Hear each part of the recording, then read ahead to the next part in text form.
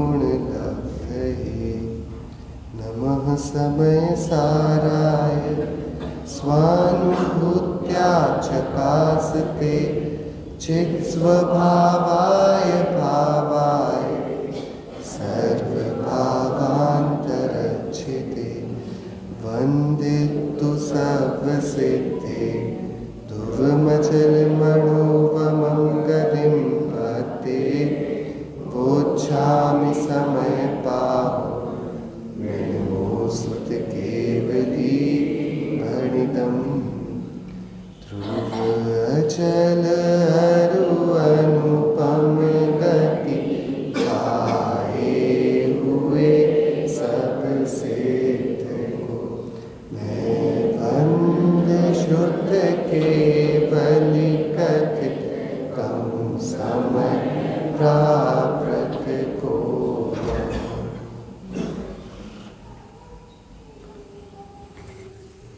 भरत क्षेत्र का भगवान साक्षात विराजमान श्रीमंदिर भगवान की दिव्य देशिया स्वरूप और कलिकाल सर्वज्ञ श्रीमद् भगवत कुंकुंदाचार्य देव द्वारा प्रणीत ग्रंथाधिराज श्री समय सार जी हम के सभी के समक्ष विराजमान है। इसकी शुरुआत में ही जब आचार्य अमृतचंद्र देव ने मंगलाचरण किया तब उन्होंने गजब की बात शुरू के श्लोकों में ही कर दी। पर परिणति हेतुर मोह नामनोनुभावा दविरथ मनुभाव्य व्याप्ति कलमाशिताय। ये सब हम सभी को बहुत अच्छे से बचपन से ही हम सभी का तो ऐसा सौभाग्य है कि हमें विरासत में क्या मिला कोई पूछे तो हमें गाथाएं मिली प्राकृत में आचार्यों की। हमें बचपन से ही बार बार ये सुनने मिला बोलो तुम कौन हो जीव जीव जीव तुम्हारे में क्या है ज्ञान ज्ञान ज्ञान ज्ञान से क्या करते हो जानते हैं जानते हैं जानते हैं शुद्ध बुद्ध चैतन्य घन स्वयं ज्योति सुखधाम। हाँ ये सब हमें बचपन से सुनने मिला। आचार्य देव अमृतचंद्र देव वीतरागी महामुनिराज जंगलों में निवास करने वाले तीन कषाय चौकड़ी के अभाव वाला प्रचुर आनंद जो स्वाभाविक है उसको नित्य पीने वाले वे क्या बोलते हैं आगे मम परम विशुद्धि ही क्या क्या चाहते हैं वे जो जीवन के उन्नति क्रम में इतने आगे बढ़ गए वे क्या बोल रहे हैं मम परम विशुद्धि ही शुद्ध चिन्मात्र मूर्ते भवतु समय सार व्याख्यी वानुभूति।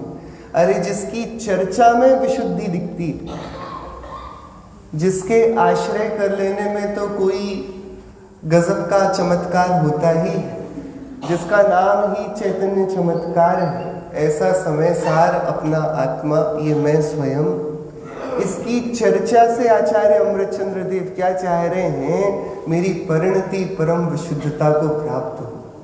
ये तो चर्चा का चमत्कार है।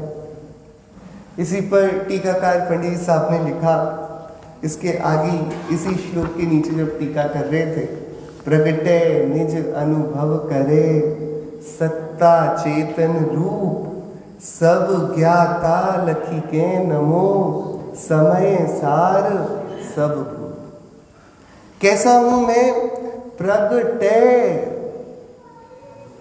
निज अनुभव करे सत्ता चेतन रूप।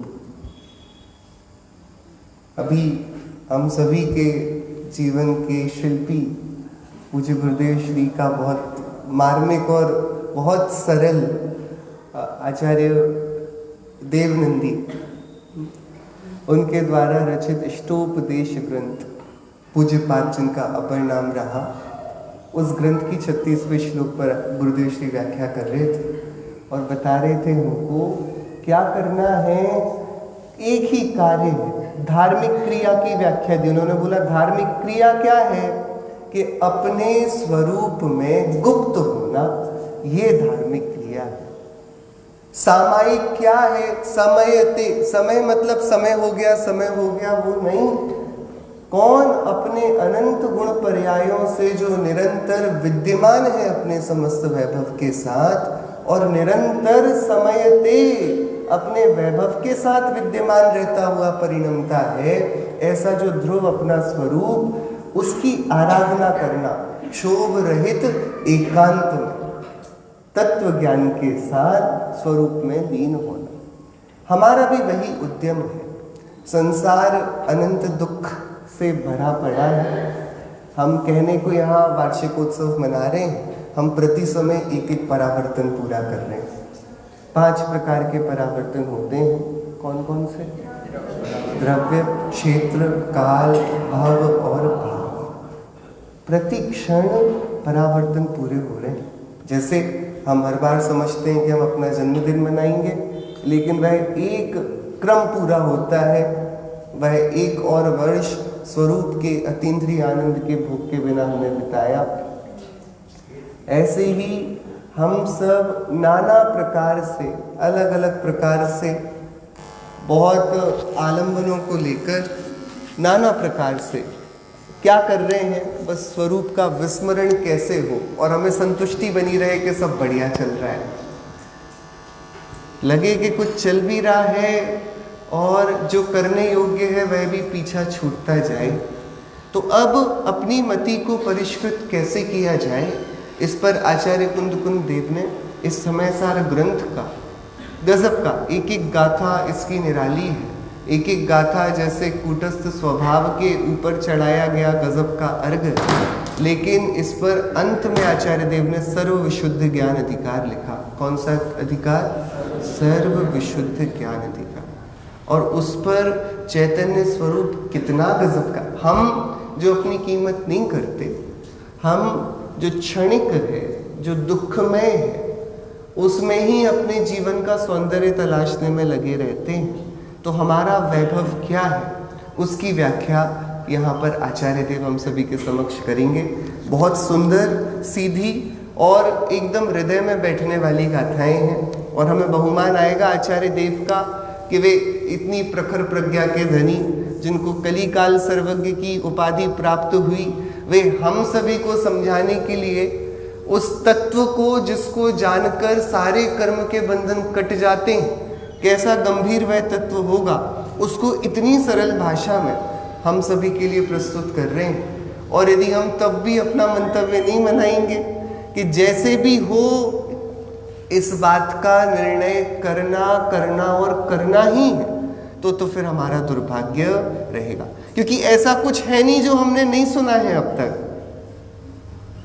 आप लोगों को कुछ नई बात तो नहीं सुननी है, हाँ, क्योंकि नई बात तो आदिनाथ भगवान के पास ना अजितनाथ भगवान बोल पाए, ना संभवनाथ भगवान बोल पाए, और चलते चलते महावीर भगवान भी कुछ नया नहीं बोल पाए, क्योंकि एक होए तृणकाण मां परमा रथनो पंथ। कुछ नया जिसको सुनना है उसके भी परावर्तन थोड़े से अधूरे जान पड़ते हैं। कुछ नया क्या नया तो सिर्फ एक ही है, वह जिसका आज तक परिचय नहीं हुआ, वह अपूर्व है, वह स्वभाव, उस स्वभाव का जैसे बने तैसे परिचय ले लेना योग्य है। तो एक क्रम आचार्य देव ने बांधा। हम शुरुआत से एक बार पहले क्रम को समझ लें। आचार्य देव ने शुरुआत में ही अपना मंतव्य स्पष्ट किया, जब उन्होंने सिद्ध भगवंतों के समक्ष अर्घ चढ़ाया, वंदितु सर्व सिद्धे, और हम सब ने गाया, ध्रुव अचल अरु अनुपम गति पाए हुए। तो कैसे सिद्धों को हमने नमस्कार किया? हमने पर्यायों वाले सिद्धों को नमस्कार किया कि द्रव्य वाले सिद्धों को नमस्कार किया? आप बताओ तो जरा। ये ध्रुव, अचल और अनुपम ये पर्याय के विशेषण हैं कि द्रव्य के विशेषण हैं? हाँ, कैसे सिद्ध को नमस्कार किया? हमने शुरू में किया ना, वंदे तु सब सिद्धे ध्रुवमचल मनोवमं गतिं पत्ते। कैसी गति को प्राप्त? ध्रुव, अचल और अनुपम गति को प्राप्त सिद्धों को मैं नमस्कार करता हूं। बराबर। कौन से नंबर के परमिष्ठी हैं सिद्ध भगवान? पहले नंबर के कि दूसरे नंबर के? अरे हाँ, बताइए। हाँ, कौन से नंबर के परमिष्ठी हैं सिद्ध भगवान? पहले नंबर के कि दूसरे नंबर के? अरे आप लोग बताइए। हाँ, कि देखिए वचन में तो कुछ भी कहा जाए क्रम पढ़े बनेगा नहीं, इसलिए बात वचनों का है नहीं, मार्ग ये बातों की अटकेलियों का है नहीं, ये तो अनुभूति का मार्ग है। तो आचार्य देव ने अपना मंतव्य स्पष्ट किया, मैं सिद्धों जैसा हूं तो मैं सिद्धों को नमस्कार करूंगा। और मुझे क्या इसके लिए बहुत ज्यादा उत्साहित कर रहा है कि मैं सिद्धों को नमस्कार करूं? मैं अरिहंतों को भी तो नमस्कार कर सकता हूं, आचार्यों, उपाध्यायों, साधु परमेष्ठियों को भी तो नमस्कार कर सकता हूं। ये 5 परमेष्ठी है ना जो पूज्य हैं, इसमें सिद्ध भगवंतों को चुनने का क्या कारण है? कि क्या वो आचार्य देव हमें बता रहे हैं, हमसे पूछ भी रहे हैं, क्या हमने इतनी थकान को महसूस किया है? क्या हमारी कोई भी दशा ध्रुव नहीं रहती, हमारा कोई भी ठिकाना अचल नहीं रहता और हमारी कोई भी गति अनुपम नहीं रहती? ये जो शरीर मिला, आचार्य कार्तिकेय स्वामी ने कार्तिकेय अनुप्रेक्षा ग्रंथ में लिखा, ये जीव इस शरीर को प्राप्त करके ऐसे भोगता है जैसे इसको पहली बार इतना सुंदर शरीर मिला, जबकि भूल जाता है कि इससे भी अत्यंत अधिक कामदेव तुल्य सुंदर सुंदर शरीर, और ये तो औदारिक है, वैक्रियक शरीर इस जीव ने अनंत बार धारण करके छोड़ दिए। हमें अतीत का विस्मरण है, उस कारण से जो वस्तु अभी प्राप्त होती है वह अपूर्व लगती है। लेकिन यदि भूतकाल का विचार किया जाए तो ऐसा कुछ भी नहीं है हमारे पास जो कि नया हो। और चलो ठीक है, पुराना ही सही, तो रुकेगा तो हमारे पास हमेशा हमेशा रुकेगा क्या कुछ भी?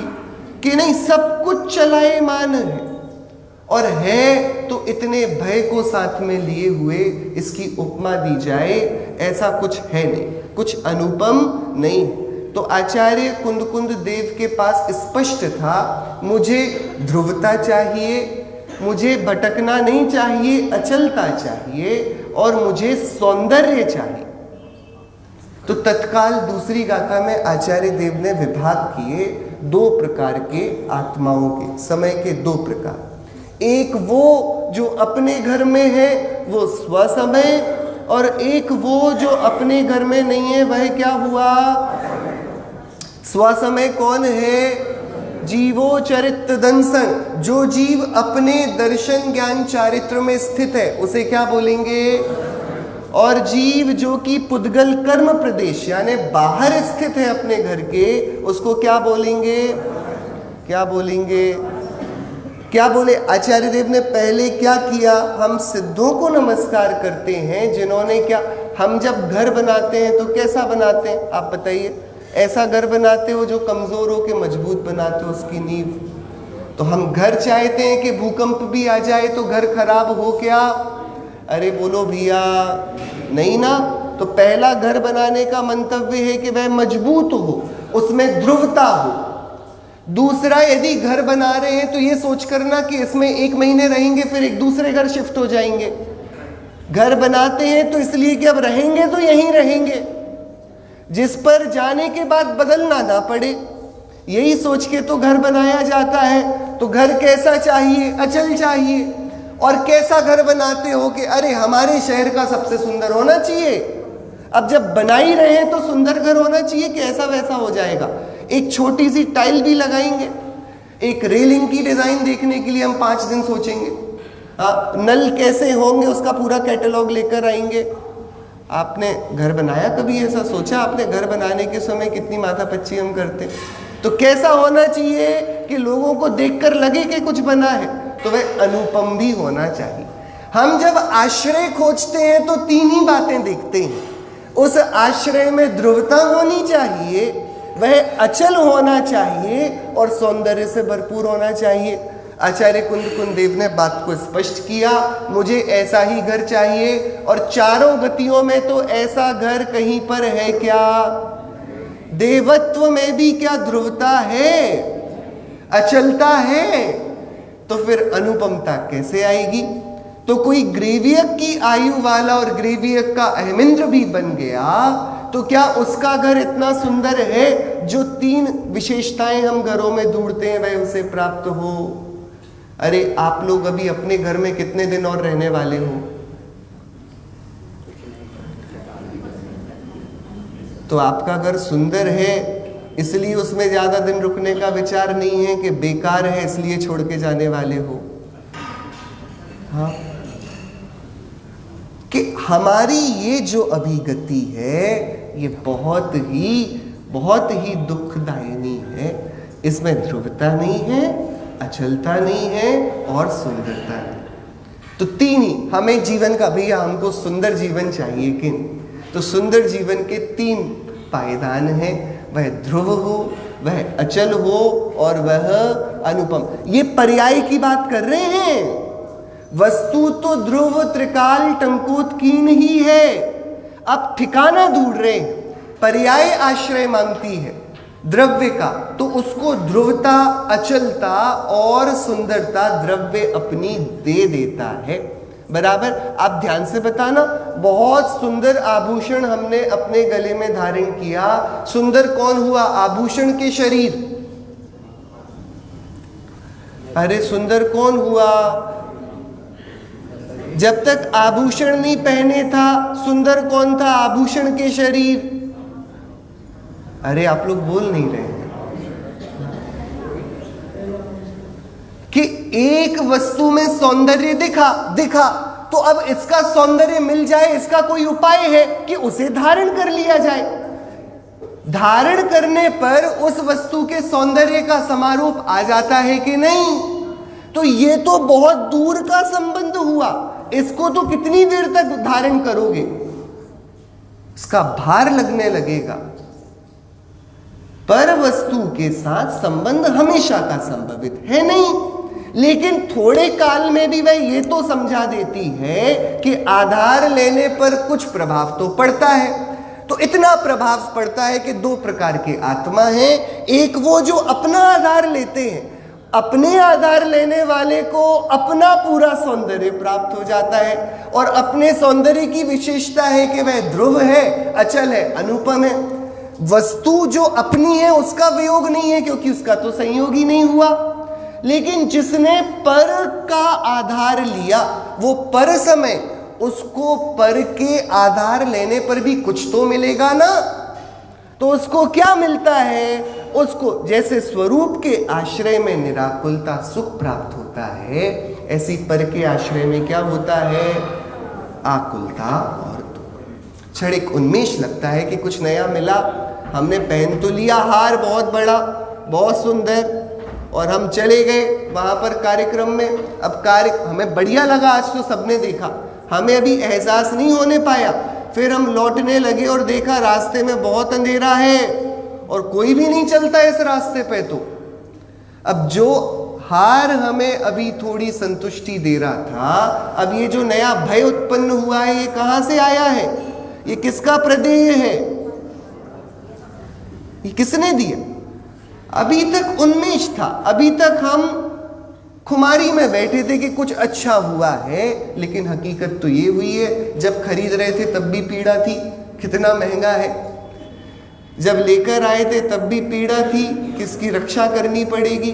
जब पहन लिया तो 4 लोग देखकर पूछ लिए तो लगा कि ठीक किया, इतनी मेहनत सफल हो गई। लेकिन जब वापस उसको रखने गए तब भी वापस वो पुराने भय आ गए। तो पर वस्तु तो अपने साथ जोड़कर आकुलता ही लाती। तो 2 प्रकार के समय हो गए, एक स्व समय, एक पर समय। तो आचार्य देव से शिष्य बैठा था सामने, उसने बोला भगवान 2 प्रकार के 2 ही तो आत्मा हो गए, तो इसमें से बढ़िया कौन सा है? तब आचार्य देव ने तीसरी गाथा में स्पष्ट किया, श्रेयस्कर तो अपने घर में रहना ही है। एकत्व निश्चयगत समय सर्वत्र सुंदर लोक में, उससे बने बंधन कथा चु विरोधनी एकत्व में। चाहिए ध्रुव अचल अनुपम गति, और दशा ये हो गई कि अपने ठिकाने का ही नहीं पता। तो एक वो है जो किराए के मकान में रहता है और एक वो है जो अपने मकान में रहता है। इसमें से श्रेयस्कर क्या है कि कोई पूछने की बात है कि जो अपने घर में रहता है वो श्रेयस्कर है, और श्रेयस्कर नहीं है उससे अत्यधिक सुंदर इस जगत में कोई दूसरा नहीं है। क्या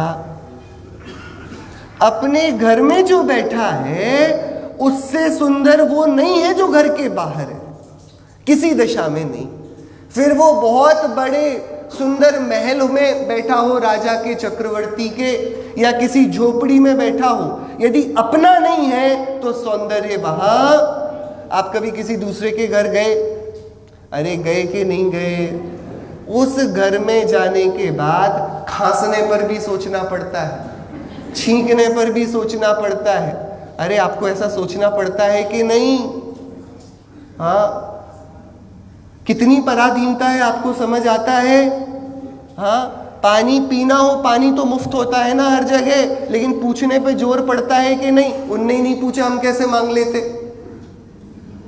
हाँ, कितना आपको पता, आपका हृदय ये खुददारी से भरा पड़ा है, आप नहीं चाहते आपको झुकना पड़े, लेकिन विवशता ऐसी है कि दूसरे के स्थान पर जाओ और झुकना ना पड़े, बनते ही नहीं।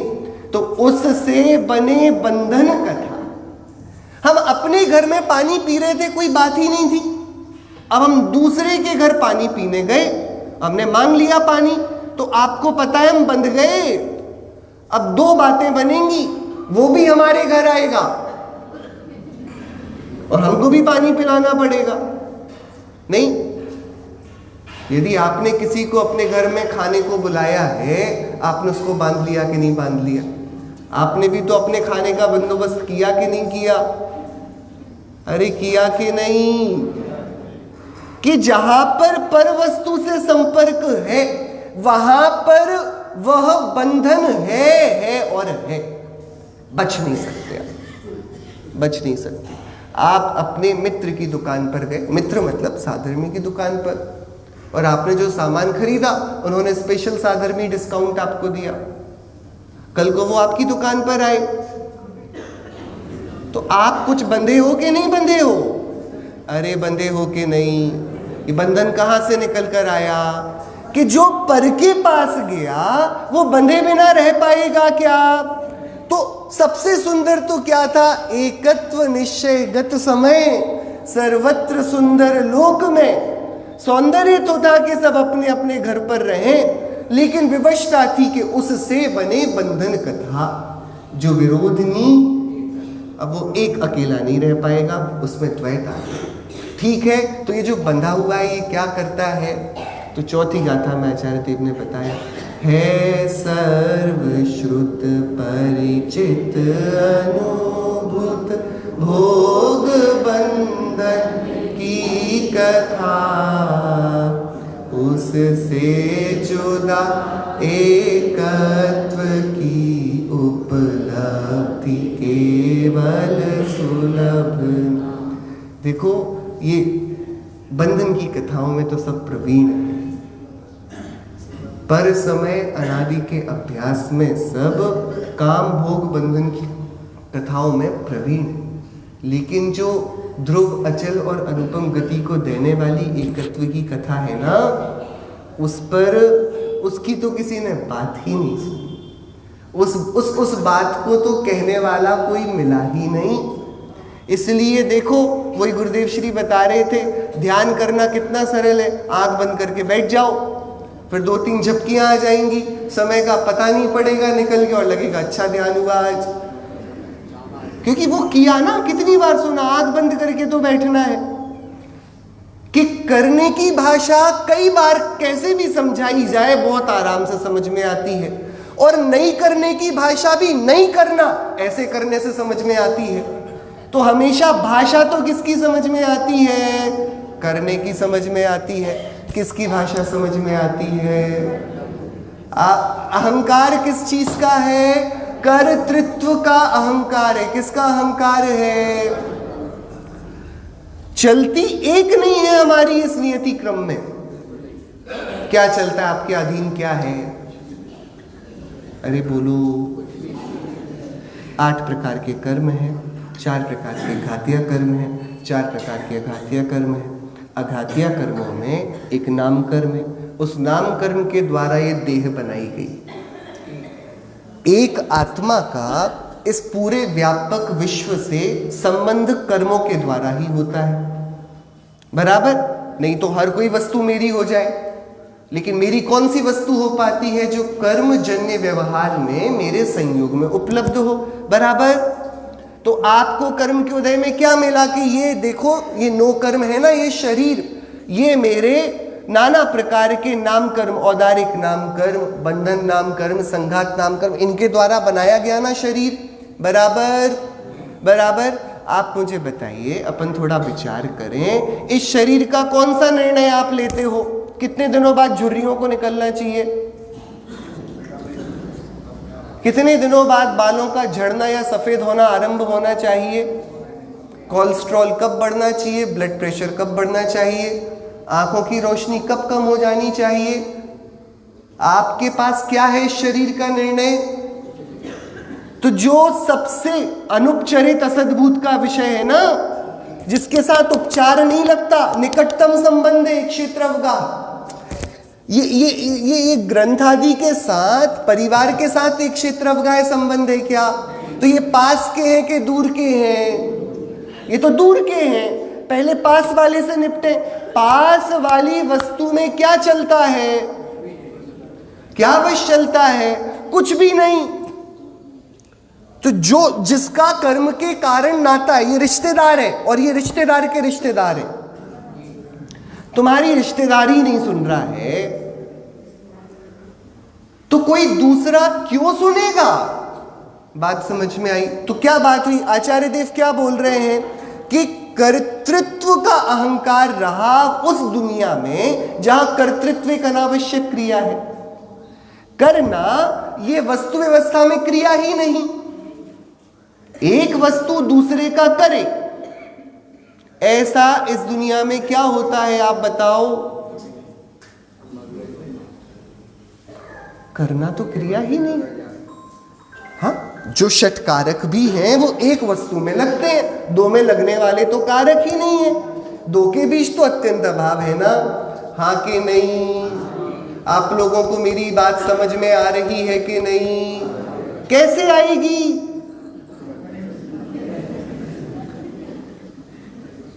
ये कोई बात है ही नहीं कि कोई समझाए और समझ जाओ आप, क्योंकि जगत में ये क्रिया ही नहीं। ये अष्टोपदेश में आचार्य देव बोलेंगे आगे, मैं समझाऊं अन्य को। ये तो पागलपन है। ये तो वक्ता का ज्ञान हो गया कि बोल रहा है मैं समझा दूंगा, और श्रोता का ज्ञान है कि मैं समझ जाऊंगा। जगत में ये व्यवहार ही नहीं होता कि कोई किसी को समझाए, नहीं तो लांछन लग जाएगा तीर्थंकरों को। नहीं समझा पाए किसी को।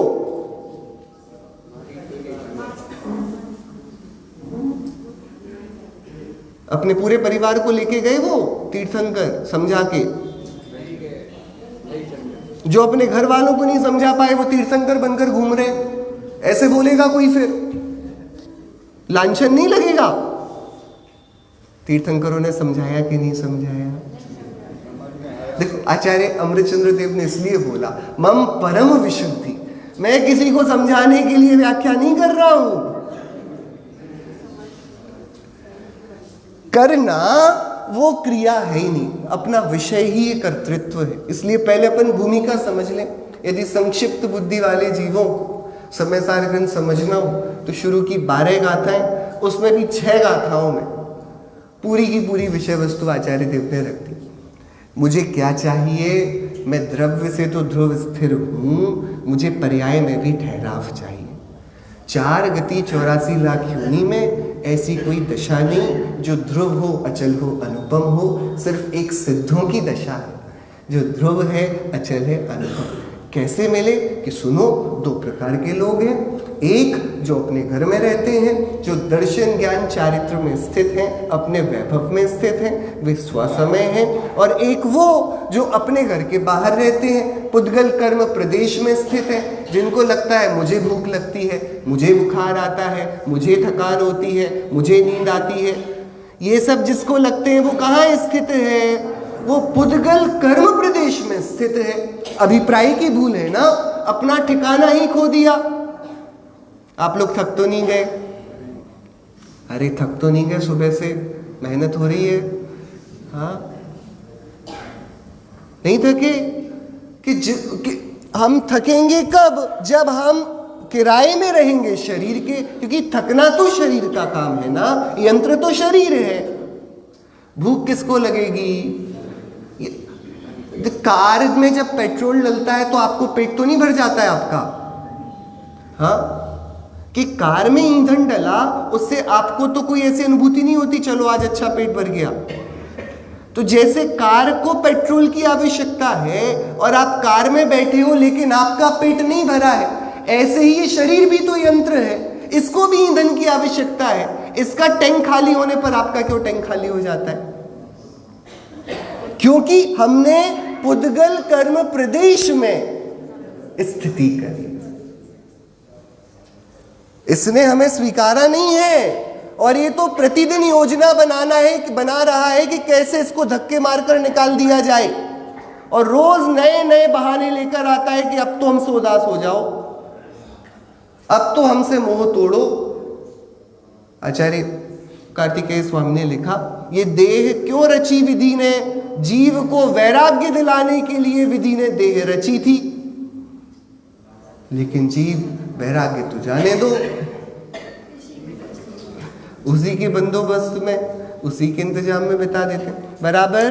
तो क्या किया कि आचार्य देव कहते हैं ठीक है, ये जो पर समय वाला है वो बंधन को प्राप्त होगा, जो स्व समय वाला है वह सौंदर्य को प्राप्त होगा, क्योंकि एकत्व से सुंदर इस जगत में कुछ नहीं। हाँ, तो भैया क्या करें कि देखो मामला बड़ा गड़बड़ है। पर समय को अनादि से काम भोग बंधन की कहानी का परिचय है। तो उससे बोलो ये करो तो झट से तैयार हो जाता है, और उससे बोलो सुनो भैया तुम एक हो, शुद्ध हो, पूरे हो, कुछ करने जैसा नहीं, जगत में सब अपने समय पर अपनी योग्यता से घटित हो रहा है, कुछ गलत नहीं हो रहा, जैसा होना हो रहा है वैसा हो रहा है। तुम्हारी अनंत गुण लक्ष्मी संपदा है, अमूर्तिक प्रदेशों के तुम पुंज हो, चित चैतन्य पिंड हो, टंकोत्कीर्ण हो, ध्रुव हो, कुछ अधूरा है ही नहीं तुम्हारे में। ऐसा उसको समझाओ तो उसको लगता है ये क्या बात चल रही है, ये हम कुछ नहीं करेंगे तो ऐसे बातों से थोड़ी बनेगा कुछ। तो आचार्य देव ने फिर प्रतिज्ञा करी, दर्शाऊं एक विभक्त को आत्मा तने निज विभव से, दर्शाऊं तो करना प्रमाण न छल ग्रहो स्खल ना बने। आचार्य देव ने दोनों बातें रख दी। देखो दिखा तो मैं पाऊंगा नहीं क्योंकि वो क्रिया का अभाव है, लेकिन दिख जाए तो प्रमाण करना, दिख जाए तो क्या कि जो देख लिया कई बार उसमें अब अपना जीवन खराब मत करना। अनंत मनुष्य भव तो ऐसे ही चले गए, अनंत सत्समागम तो ऐसे ही चले गए कि हमने चर्चाएं तो करी लेकिन चर्चा का फल प्राप्त नहीं कर पाए। अब बहुत मुश्किल से वापस समागम बना, वापस हमें आचार्यों के वचन मिले, हमें वीतराग विशुद्ध तत्व ज्ञान मिला। अब यहाँ कह रहे हैं आचार्य देव सुनो, अब उस एकत्व की कथा को सुनने के लिए थोड़े से जिज्ञासु बनो। क्या होगा, क्या करेंगे तो हमारा मरण सुधर जाएगा, क्या करेंगे तो परिणाम अच्छे हो जाएंगे, क्या करेंगे तो ग्रंथ याद हो जाएंगे, क्या करेंगे तो सब समझ में आ जाएगा। ये करने की बात छोड़ो, ये बंधन की बात। क्या आपको समाधि मरण करना है कि नहीं करना है? अरे बोलिए कि जिसका त्रिकाली जीवन है उसको मरण की क्यों योजना बनानी है? त्रिकाली आत्मा का स्वीकार यही तो समाधि है ना। सम स्वरूप का आश्रय और क्या है। लेकिन हमें कर्तृत्व का इतना जहर बैठा है, कुछ करेंगे तो सब हो जाएगा बढ़िया, तो जैसी करनी वैसी भरनी। ऐसे ही तो क्या लगता है आपको, जैसा करोगे वैसा भरोगे, कि भैया वही तो व्यवस्था है ना, तो तुम्हें करते और भोगते ही रहना है। जब सामने पता है जैसा करेंगे वैसा भरेंगे, मतलब करने के साथ कर्म बंधन है और कर्म बंधन के साथ कर्म उदय के साथ फिर भोगना है। तो क्या किया जाए कि कुछ नहीं करो तो कुछ नहीं भोगना पड़ेगा, सरल है ना। ये करने की जिज्ञासा क्यों हम करेंगे। तो आचार्य देव वही प्रतिज्ञा करके कहते हैं कि हम भैया दिखाएंगे। कैसा दिखाएंगे, तो एकत्व जो सौंदर्य से भरा है उस स्वरूप को दिखाएंगे, एकत्व विभक्त अपने आत्मा को दिखाएंगे। कैसा है वो आत्मा, तो शिष्य ने पूछा, तो आचार्य देव ने क्या बोला, नहीं अप्रमत्त प्रमत्त नहीं जो एक ज्ञायक भाव है, इस रीति शुद्ध कहाय अरु जो ज्ञात वो तो ही है। क्या बोला, जो पाप करने से पापी नहीं होता और धर्म करने से धर्मी नहीं होता, जो आश्रव बंध की पर्यायों से आश्रवी बंधा हुआ नहीं बनता, और जो संवर निर्जरा की पर्यायों से मुक्त नहीं बनता, जिसको ये पर्याय लागू नहीं पड़ती। भाई बात तो तब बनेगी ना, ये मत करो इससे घाटा है और ये करो इससे फायदा है। आचार्य बोल रहे जो करो नहीं करो उसको कोई फर्क ही नहीं पड़ता। क्या देखो, कर्तृत्व का उपचार आचार्य देव किस स्तर पर जाकर कर रहे, उन्हें प्रमाद अवस्थाओं की समस्त क्रियाओं को नकार दिया, प्रमत्त। और यदि कोई अप्रमत्त हो जाए, अप्रमादी हो जाए, तो भी वे अवस्थाएं भी उस ज्ञायक को कोई अलंकार रूप में लागू नहीं पड़ती।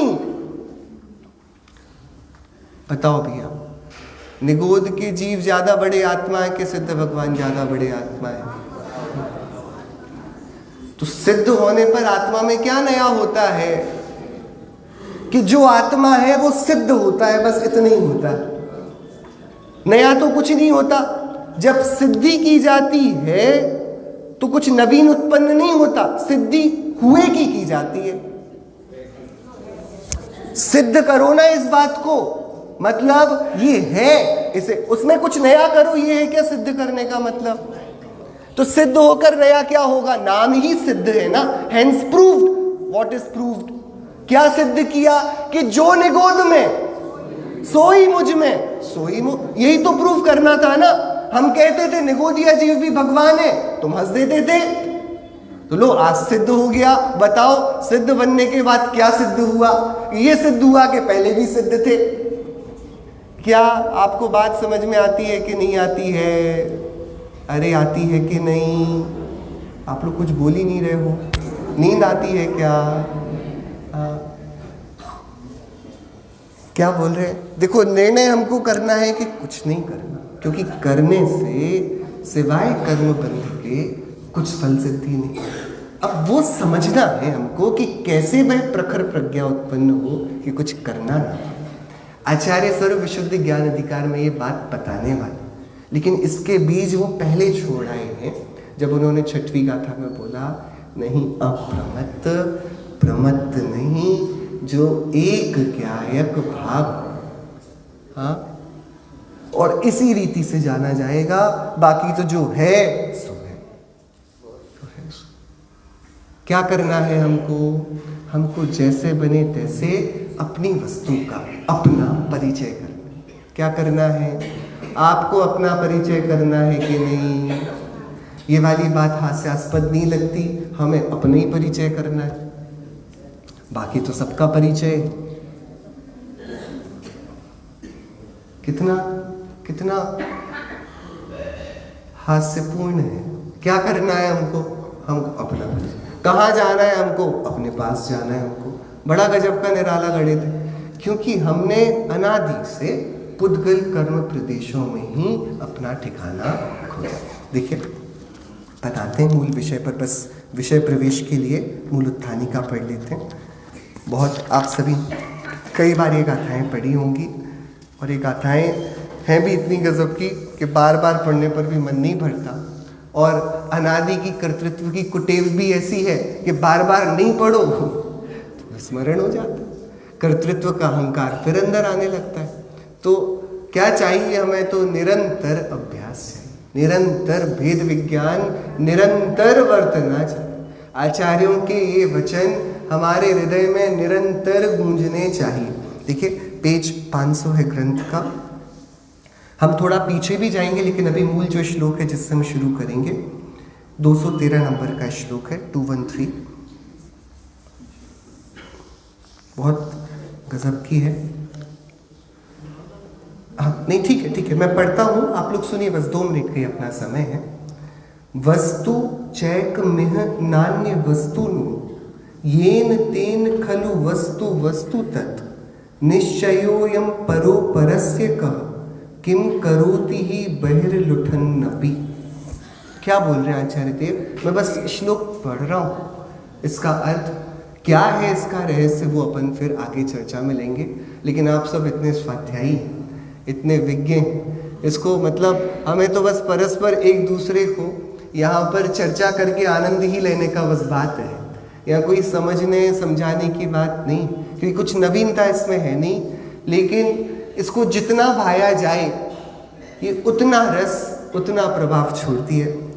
इस लोक में आप लोग दोहराएंगे क्योंकि सिद्धांत, मैं बोलूंगा आप दोहराएंगे। इस लोक में एक वस्तु अन्य वस्तु की नहीं है। इस लोक में एक वस्तु अन्य वस्तु की नहीं है। किसको याद हुआ? सबको याद हो गया? सबका बता देते, अपना कोई नहीं बताता। सबको याद हो गया कि आपको याद हो गया? इस लोक में एक वस्तु अन्य वस्तु की नहीं। इस लोक में एक वस्तु अन्य वस्तु की, कितनी सरल बात है। आपका घर मेरा है क्या? आपका घर आपका है क्या? इस लोक में, क्योंकि घर एक वस्तु है ना, और मैं एक वस्तु हूं, तो इस लोक में एक वस्तु घर, अन्य वस्तु की, अन्य वस्तु में हो गया यदि, तो इस, अब कुछ भी लगा लो, इस लोक में एक वस्तु शरीर, अन्य वस्तु आत्मा नहीं है। कुछ भी दो वस्तुओं पे लगाना है सिद्धांत। इस लोक में एक वस्तु अन्य वस्तु की नहीं है। बराबर, एकदम सरल, इतना याद हुआ। आगे, इसलिए वास्तव में वस्तु वस्तु ही है। जब एक दूसरे के पास नहीं जा रहा है तो एक कहां पर है? अभी परिचय क्या दे रहे थे कि हम कौन है, कि हम करेली वाले हैं। आप बोल रहे थे कि अशोकनगर वाले हैं। हमको पता पड़ा कि करेली मेरी नहीं। अब मैं अपना परिचय करेली से कैसे दूं? मैं कौन हूं कि मैं हूं? मेरा परिचय कहां तक रहेगा? भैया परिचय कहां तक रहेगा? ऐसे ही होता है। एक व्यक्ति थे, थोड़े जानकार थे किसी नेता के, तो वो दूसरी तीसरी जगह के और बोल दिया कि हम उन नेता के रिश्तेदार हैं। उनने उस नेता को फोन लगा दिया, इनको जानते हो क्या? तो उनने बोला नहीं है। तो अब उनको क्या समझ में आया? एक वस्तु अन्य वस्तु की। अब वो क्या पूछेगा सामने वाला? भैया देखो ये वाला परिचय तो गया, अब बताओ तुम कौन हो? यही तो पूछेगा ना। जब सामने वाले ने पल्ला झाड़ लिया तो क्या अब उससे परिचय हो सकता है? तो फिर आप क्या करोगे? अपनी आईडी निकाल कर बोलोगे हम तो यही हैं। वस्तु वस्तु ही है। जब अन्य से परिचय लागू नहीं पड़ रहा है तो वस्तु के पास परिचय के लिए क्या बचा? जो ज्ञात वो तो क्यों? एक वस्तु अन्य वस्तु की, इसलिए वास्तव में वस्तु वस्तु ही है, ये निश्चय है। ऐसा होने से कोई अन्य वस्तु के बाहर लौटती हुई भी उसका क्या कर सकती है। आचार्य अमृतचंद्र देव के शब्द क्या, तो मैं कितना ही लौटूं आपके घर के सामने कि मेरे नाम रजिस्ट्री कर दो, मेरे नाम रजिस्ट्री कर दो, मेरे नाम रजिस्ट्री कर दो, आपका दिल कब पिघलेगा? अरे बताओ कितने दिन तक करना पड़ेगा मुझे संयम ये? हाँ, बहुत सुंदर ये सेटिका की गाथाओं का प्रबंध है आचार्य देव का। ये पहली बात हमने आज याद करी है, इसको एकदम स्मृति पटल पर उत्कीर्ण हमको करना है। वास्तव में एक वस्तु अन्य वस्तु की, इसलिए वास्तव में वस्तु वस्तु ही है। अब फिर अन्य वस्तु के सामने जितना नृत्य कर लो, यहां पर उसका प्रभाव पड़ने वाला, इसलिए अन्य वस्तु का अन्य वस्तु के सामने लौटना, क्या ये कार्यकारी है? तो क्या कार्यकारी है? अन्य वस्तु का अपने में रहना। हम सभी को इस बोधि से निराकुलता उपलब्ध हो और हम भी वीतराग जनेश्वर के चरणों में बैठकर वीतराग रस से अपना श्रृंगार करें। श्रीमंगल भवन।